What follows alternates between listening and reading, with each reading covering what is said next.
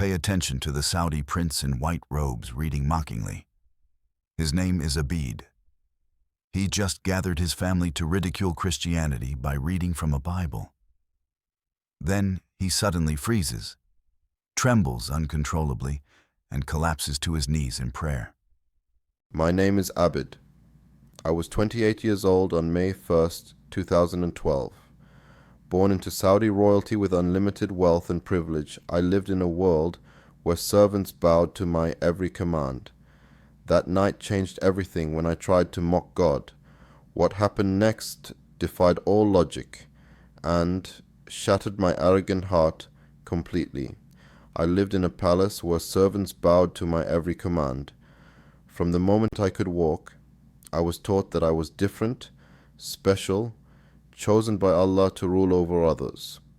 My father owned oil fields that stretched beyond the horizon, and my mother wore jewelry worth more than most people would see in 10 lifetimes. I had everything a man could want: fast cars imported from Germany, private jets that could take me anywhere in the world within hours, and bank accounts with numbers so large they seemed fictional.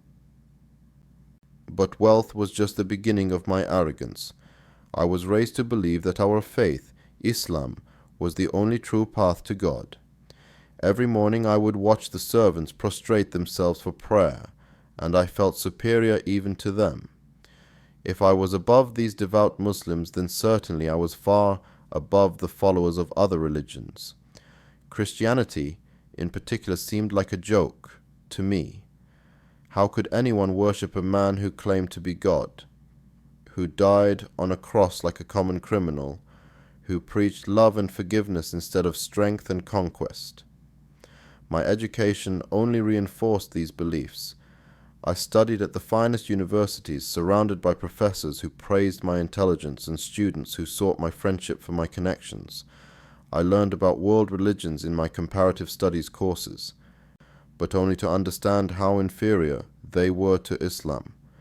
When we studied Christianity, I would laugh openly in class. The professor would describe Jesus turning the other cheek, and I would think about how weak that sounded. A real man, a real leader would fight back. A true God would demonstrate power, not surrender to humiliation. Have you ever been so proud that you thought you were above God's reach? I was that proud. I believed that my royal blood made me untouchable, that my wealth proved God's favor, that my intelligence elevated me above the common masses who needed religion as a crutch. I saw Christians as desperate people clinging to false hope, telling themselves stories about a loving God because they could not handle the harsh realities of life. I pitied them, really. In my mind, they were like children who still believed in fairy tales. My contempt for Christianity grew stronger every time I encountered it.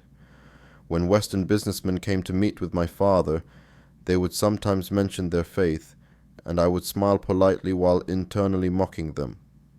How could these educated, successful men believe such nonsense?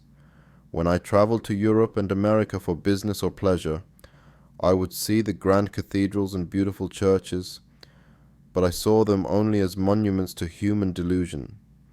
The art was impressive, I admitted, but it was art dedicated to a lie. I remember one particular incident that shaped my hatred for Christianity.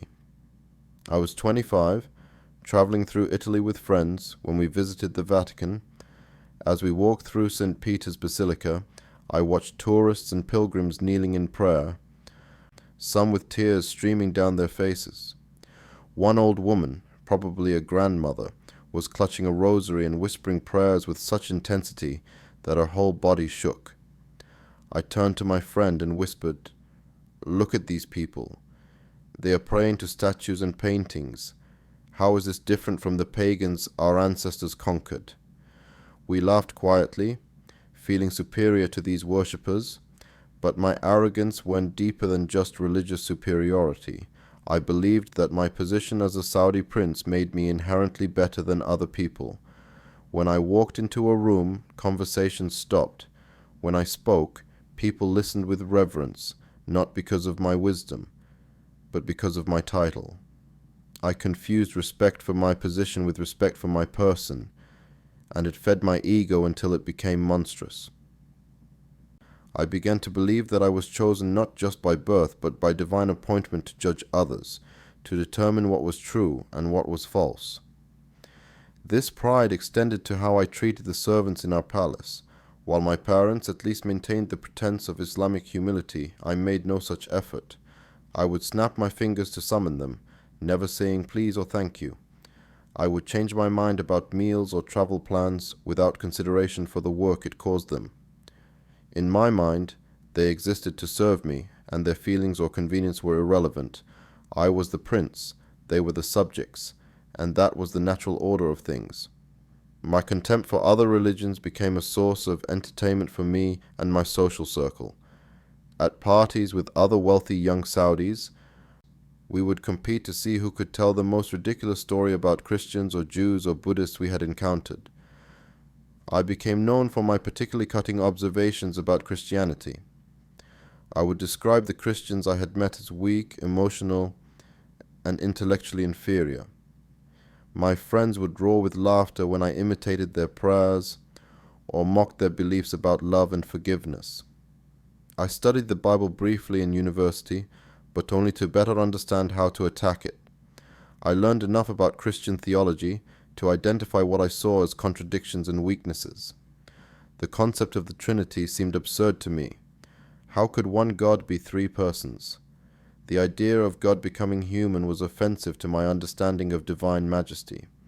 Why would the almighty creator of the universe lower himself to become a mortal man?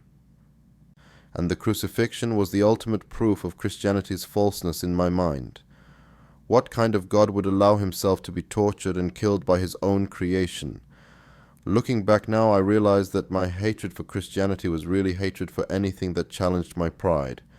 Christianity threatened me because it suggested that all people, regardless of wealth or status, were equal before God.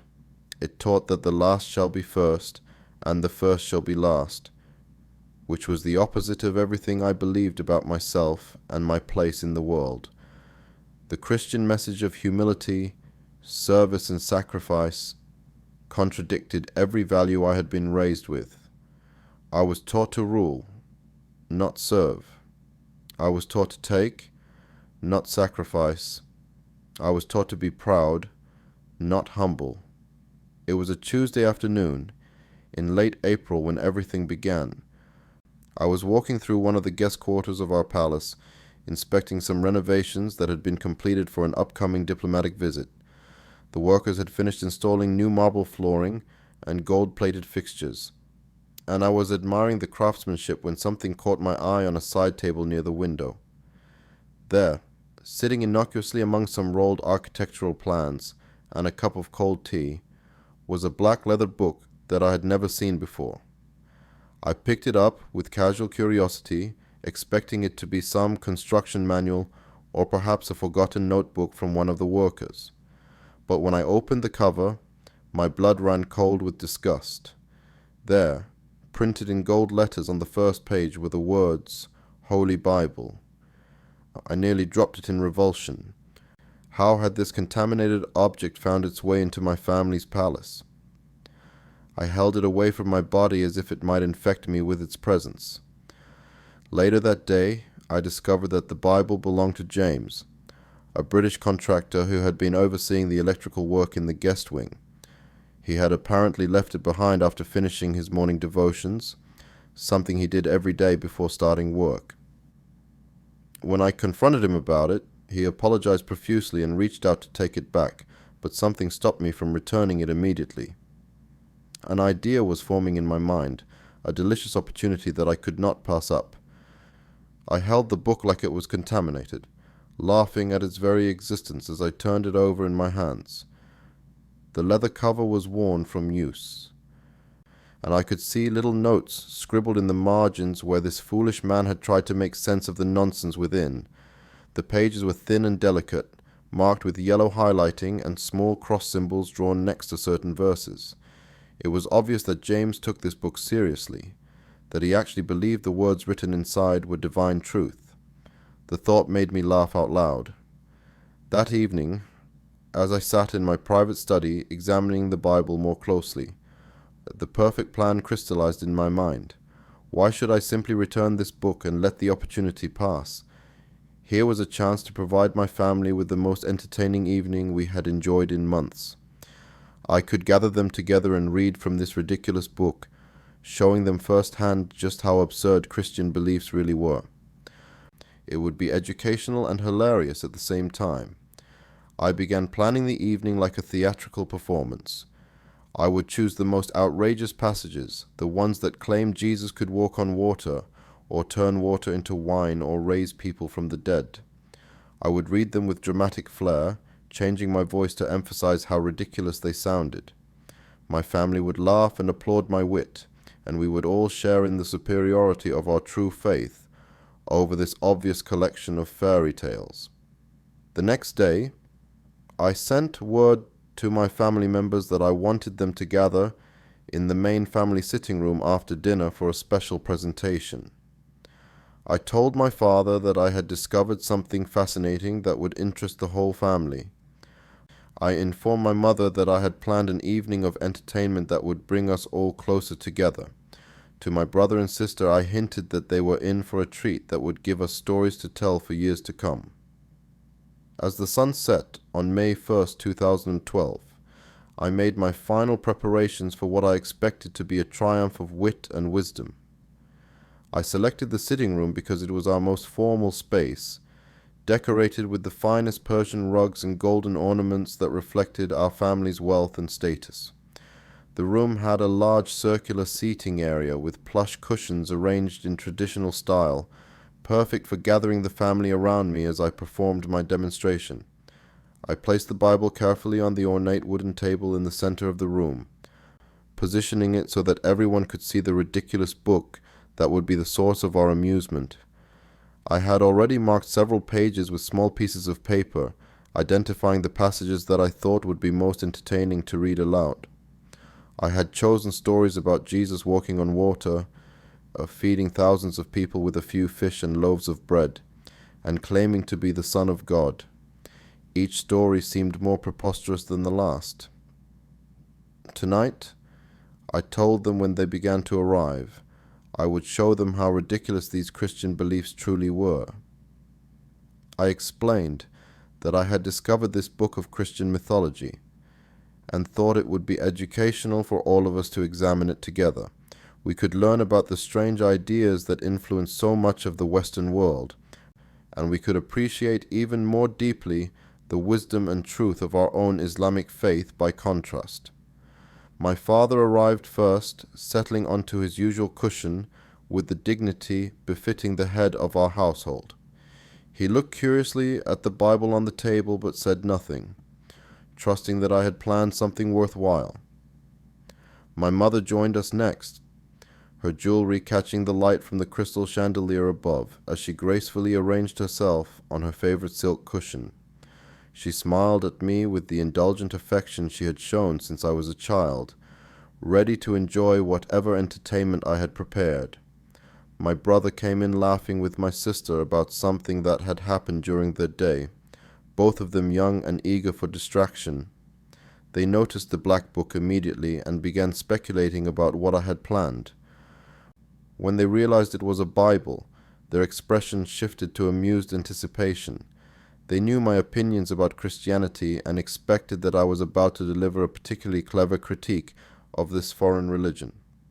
As my family settled into their places around me, I felt a surge of confident anticipation. This would be my masterpiece of mockery, my definitive demonstration of intellectual superiority over the superstitious masses who believed such obvious nonsense. I picked up the Bible with theatrical flourish, holding it high enough for everyone to see clearly. The stage was set, the audience was ready, and I was about to give the performance of my life. I opened the Bible with exaggerated ceremony, making sure my family could see every theatrical gesture. The leather binding creaked as I turned to the first passage I had marked, a story from the Gospel of Matthew about Jesus walking on water. I cleared my throat dramatically and began to read, in a voice dripping with sarcasm and mockery. "Listen to this ridiculous tale," I announced to my captive audience. Apparently, this Jesus character decided to take a stroll across the Sea of Galilee like it was a sidewalk. I changed my voice to sound overly pious and naive as I read the verses, emphasizing every word that seemed particularly absurd to me. "And in the fourth watch of the night Jesus went unto them, walking on the sea." I paused and looked up at my family with the expression of mock amazement.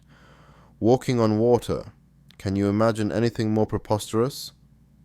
My family erupted in laughter exactly as I had hoped. My father shook his head and chuckled, muttering something about the gullibility of people who would believe such obvious fiction.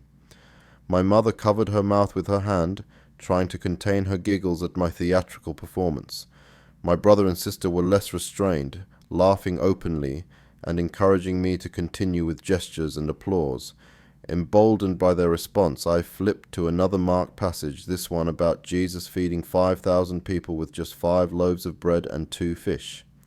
I stood up from my cushion and began pacing around the room as I read, using grand gestures to emphasize the impossibility of what I was describing. "Now watch this magic trick," I said with a showman's flourish. "Our hero is going to feed an entire crowd with a child's lunch." I changed my voice again, making it sound simple and credulous as I read about the miracle. When I reached the part where the disciples collected 12 baskets of leftover fragments, I pretended to count on my fingers in an exaggerated display of mathematical confusion. 12 baskets from 5 loaves?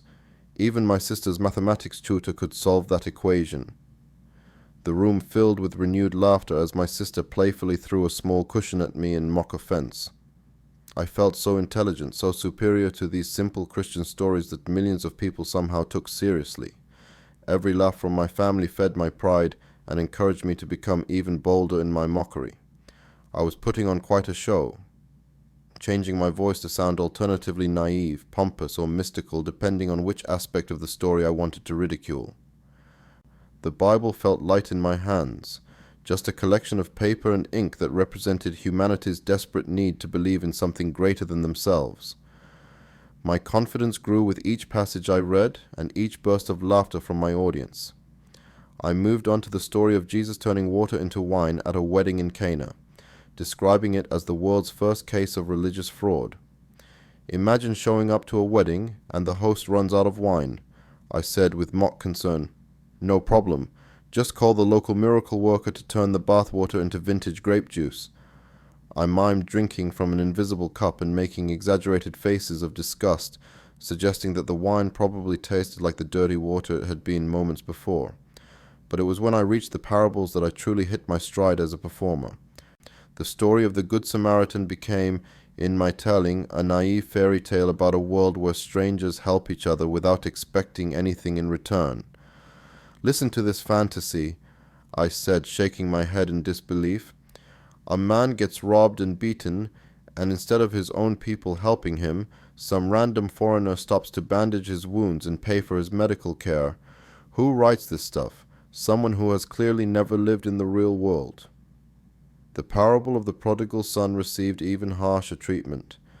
I described it as the story of a spoiled brat who wastes his inheritance on parties and prostitutes, then comes crawling back to daddy expecting forgiveness and a celebration.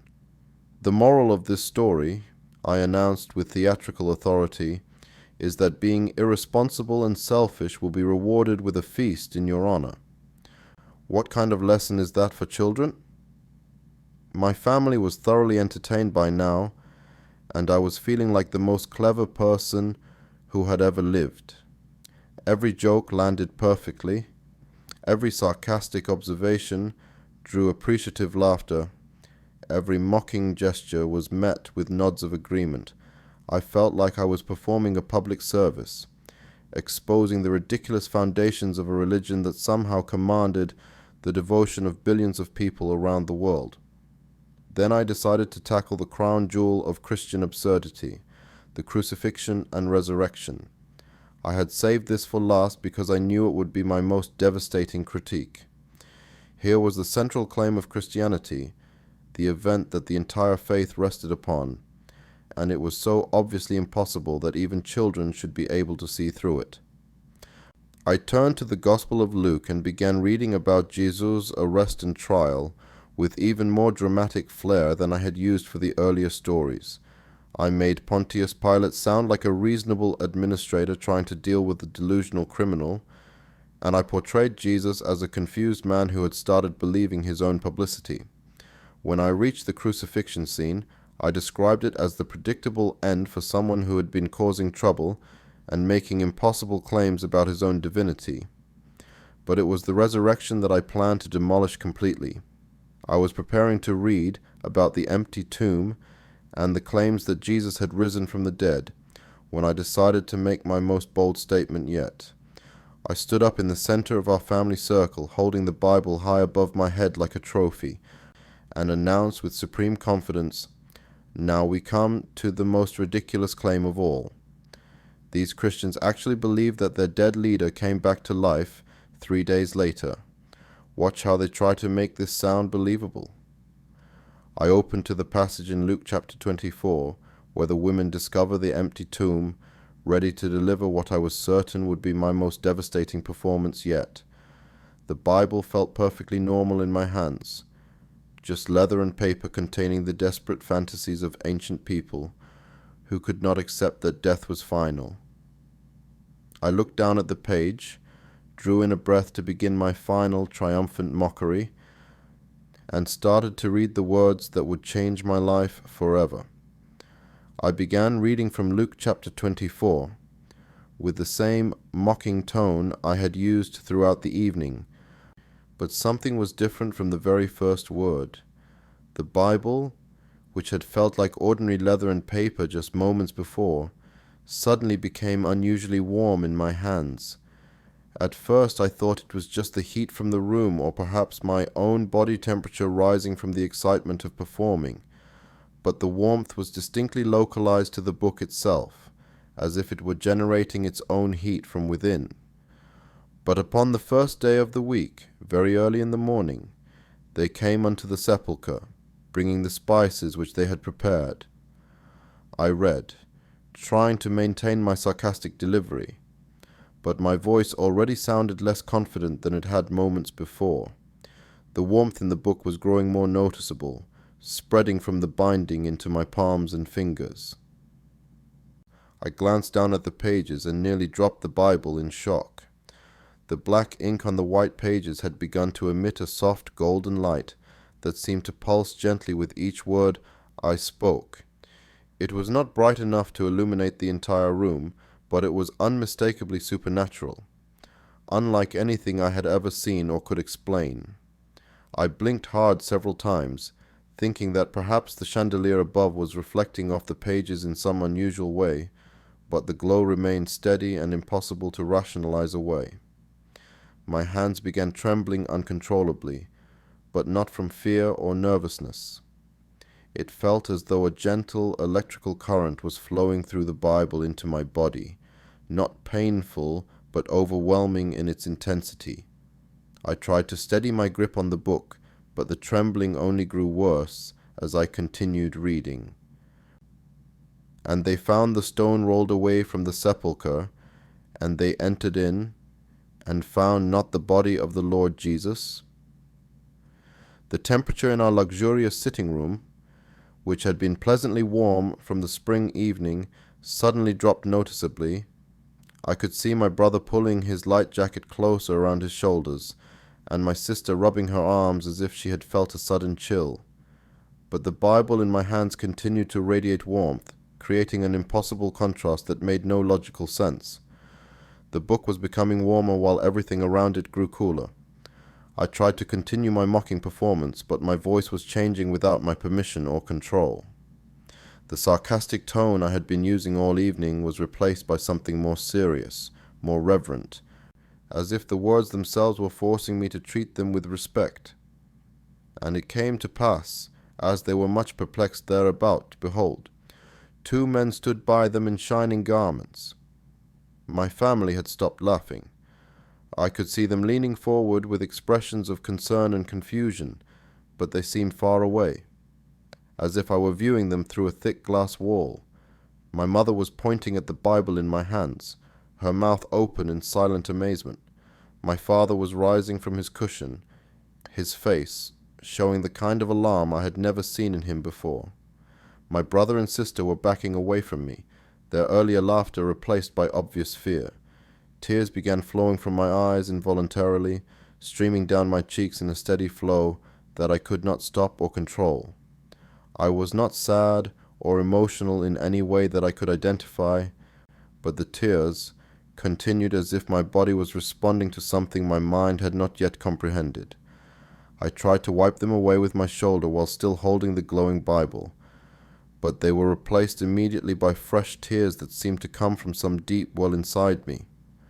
As I read about the angels asking the women why they sought the living among the dead, something began happening inside my chest that I can only describe as a breaking and a healing happening simultaneously.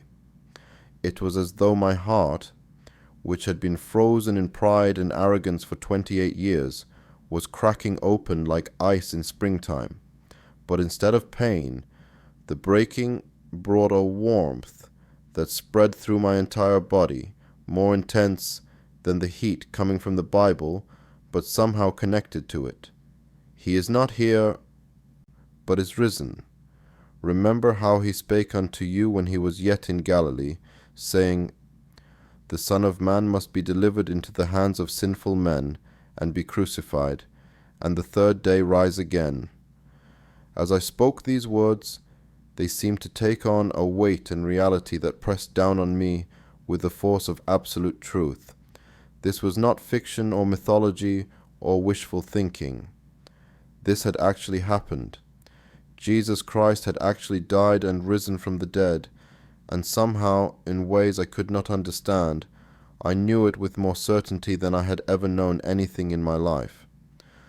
The presence that I felt filling our sitting room was unlike anything I had experienced before. It was not visible like the glowing pages or tangible like the warm Bible, but it was more real than the marble floors or golden ornaments that surrounded us. It felt like being in the presence of infinite love, perfect justice, and absolute truth all at the same time, and that presence was focused on me, not in judgment or condemnation, but with a tenderness that broke my heart completely. I tried to put the Bible down, thinking that perhaps if I stopped reading, this overwhelming experience would end, and I could return to my comfortable world of skepticism and superiority. But my hands would not obey my mind.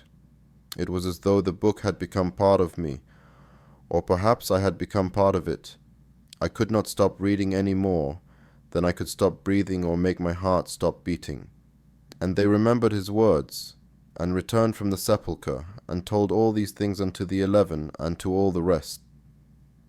My voice was now completely serious, all traces of mockery gone, replaced by a tone of wonder and reverence that sounded foreign, coming from my own mouth. The golden light from the pages seemed to be growing brighter, and I realized that my family could see it too. They were not just concerned about my behavior. They were witnessing something that defied every law of nature they had ever known. It was like a warm presence filled the entire room, and I absolutely knew, this was real. Not just the physical manifestations that my senses could detect, but the spiritual reality behind them. Jesus Christ was not a myth or a legend or a misguided teacher. He was the Son of God, and he had died for my sins, and risen from the dead exactly as these words proclaimed. And somehow, in this moment, he was reaching across 2,000 years and halfway around the world to touch the heart of a proud Saudi prince who had gathered his family to mock his name. The weight of what I had been doing for the past hour crashed down on me like a physical blow. Every joke, every mocking gesture, every sarcastic word felt like a stone pressing against my chest, making it difficult to breathe. I had not just been reading from a book or telling stories to entertain my family. I had been ridiculing the actual Son of God, making fun of his sacrifice, turning his love into a source of laughter. The magnitude of my blasphemy was so overwhelming that I felt like I might collapse under the burden of it. But even as the guilt threatened to crush me, something else was happening that defied all logic and understanding. The presence that filled our sitting room was not angry or vengeful as I expected it to be. Instead, it radiated a love so pure and complete that it seemed to wash over me in waves, dissolving my fear and replacing it with something I had never experienced before.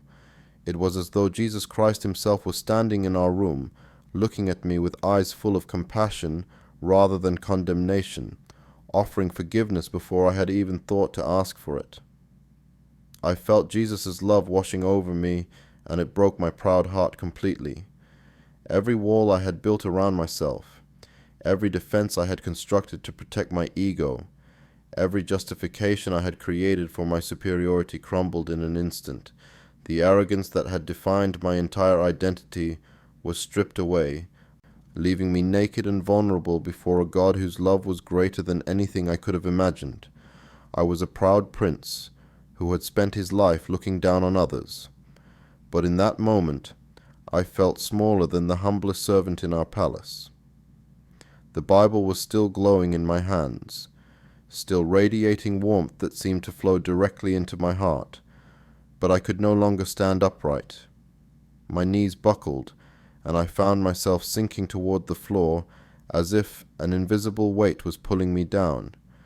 But it was not a weight of condemnation.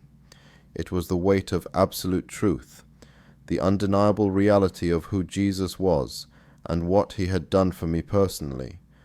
I was not falling in defeat. I was kneeling in surrender. As I collapsed to my knees on the ornate Persian rug, still clutching the Bible against my chest, words began pouring out of my mouth that I had never planned to speak. Jesus, forgive me. I didn't know. I didn't understand. The words came from somewhere deeper than my conscious mind, as if my spirit was crying out to God while my intellect was still trying to process what was happening. I'm sorry. I'm so sorry for mocking you, for laughing at your sacrifice, for thinking I was better than you. My family watched in complete shock as their proud prince became humble before their eyes. My father, who had raised me to be strong and dignified, was staring at me with an expression of horror and confusion. In our culture, in our family, men did not cry publicly, and they certainly did not kneel before foreign gods, but I was beyond caring about cultural expectations or family honor. The only thing that mattered was the overwhelming need to surrender to the God I had spent the evening trying to ridicule. Can you imagine the shock? One moment I was mocking God, standing tall and confident in my superiority, and the next moment I was on my knees before him, weeping like a child and begging for forgiveness. The transformation was so sudden and complete that even I could hardly believe it was happening to me. But the evidence was undeniable. The Bible was still warm and glowing in my hands. The presence of Jesus was still filling our room, and my heart was still breaking and healing simultaneously under the weight of his love. My mother was the first to find her voice, and when she spoke it was with the kind of panic that only a mother can feel when she sees her child in distress. Abid, what is happening to you? What is wrong? She started to move toward me, but something made her stop halfway, as if she could sense that this was not a medical emergency or a psychological breakdown, but something far beyond her understanding or ability to fix. My brother and sister had backed all the way to the far wall of the sitting room, their faces showing a mixture of fear and fascination. They could see the light coming from the Bible, they could feel the change in the atmosphere of the room, but they had no framework for understanding what they were witnessing.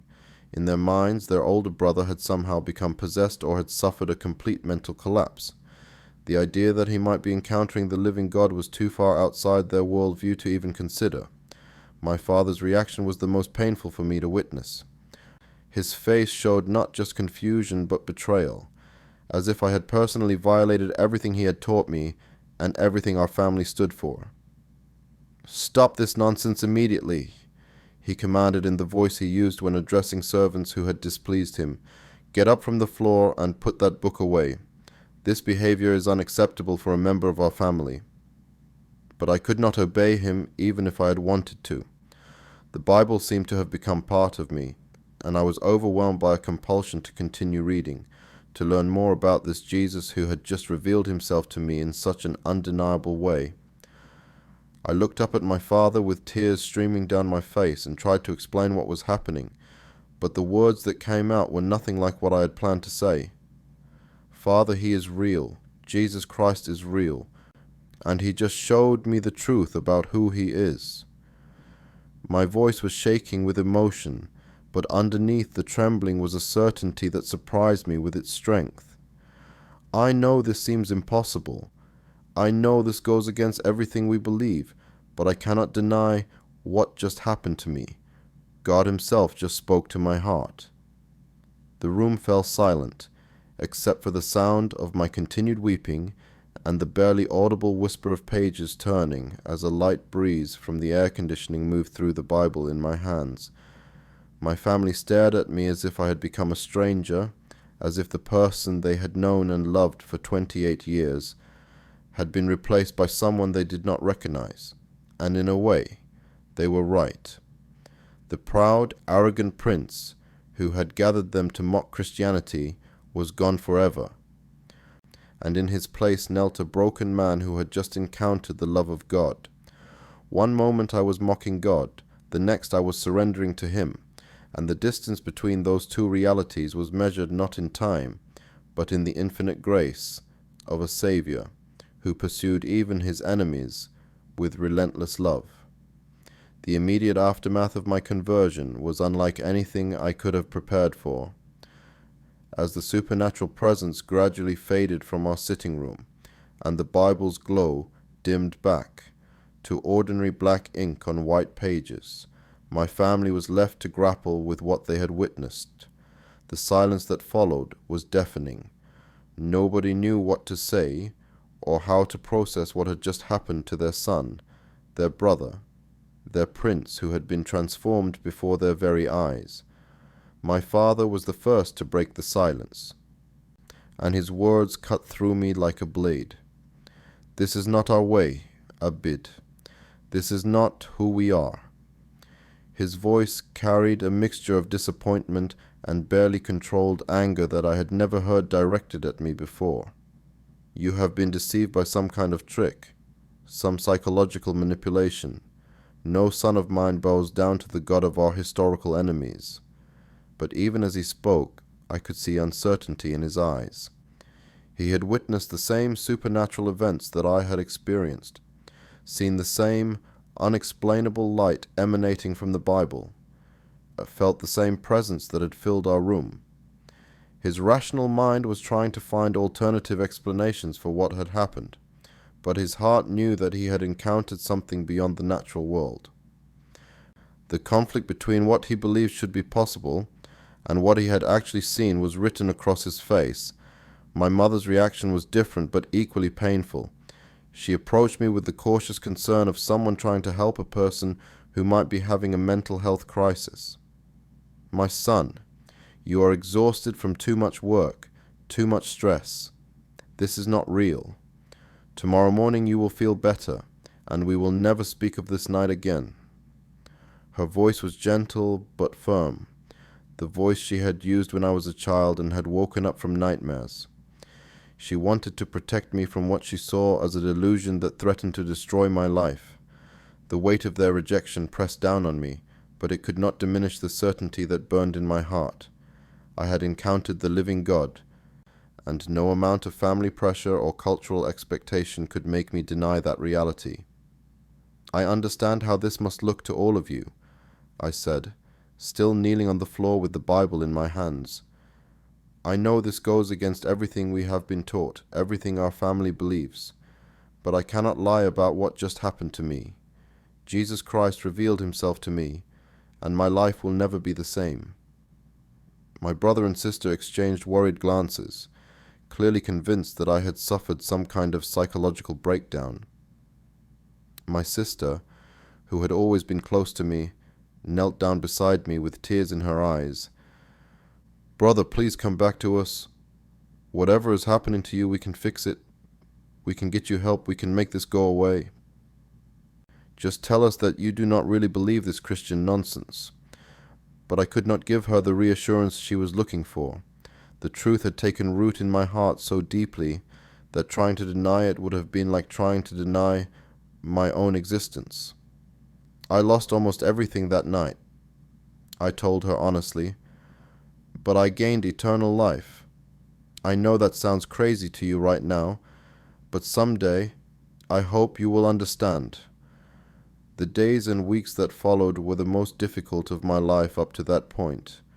Word of my conversion spread quickly through our extended family and social circle, bringing shame and embarrassment to the family name. My father tried everything he could think of to change my mind. He brought in Islamic scholars to debate with me, thinking that perhaps I had been confused by some theological misunderstanding. He arranged for me to meet with psychologists and medical doctors, convinced that my experience had been some kind of hallucination or mental breakdown. When gentle persuasion failed, the pressure became more intense. I was stripped of many of my privileges and responsibilities within the family business. My access to our financial accounts was severely restricted. Social invitations that had once come automatically were suddenly withdrawn.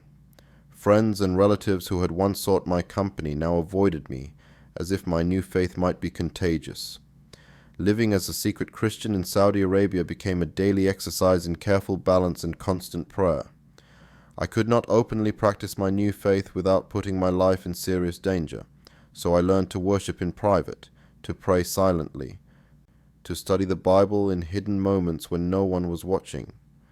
James, the British contractor whose Bible had started this whole journey, became my secret mentor and friend, teaching me about Christian doctrine and helping me understand the faith I had so suddenly embraced. Every day I thanked Jesus for not giving up on me, even when I was his enemy. I would remember that night in our sitting room, when I had stood before my family with supreme confidence in my own superiority, mocking the very God who would soon reveal his love to me in such an undeniable way. The irony was almost too incredible to believe. God used my own mockery to reach my heart, turning my weapon of ridicule into an instrument of his grace. I began to understand that my conversion was not just about my personal salvation, but about God's amazing ability to reach anyone, anywhere, under any circumstances. If the God of Christianity could penetrate the heart of a proud Saudi prince who was actively ridiculing him, then no one was beyond the reach of his love. No amount of wealth, power, or religious tradition could protect someone from an encounter with the living God if he chose to reveal himself. Look inside your own heart right now. Are you harboring the same kind of pride that I carried for 28 years? Do you think your intelligence, your success, your religious background, or your cultural identity makes you immune to God's call on your life? I thought I was untouchable, unreachable, too sophisticated and too important for the simple message of Christianity.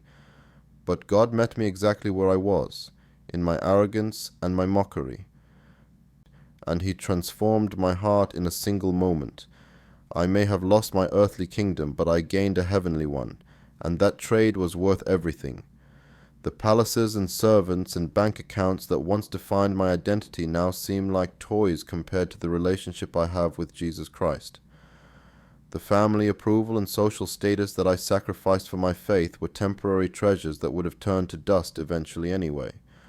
But the eternal life I received in exchange will never fade or diminish. If God can change a mocking Saudi prince, he can change anyone. No heart is too hard, no pride too great, no prejudice too deep for the love of Jesus Christ to penetrate and transform. That night in May 2012, I learned that God's grace is not limited by human expectations or cultural boundaries. His love reaches into the most unlikely places and touches the most resistant hearts, turning enemies into children and mockers into worshippers.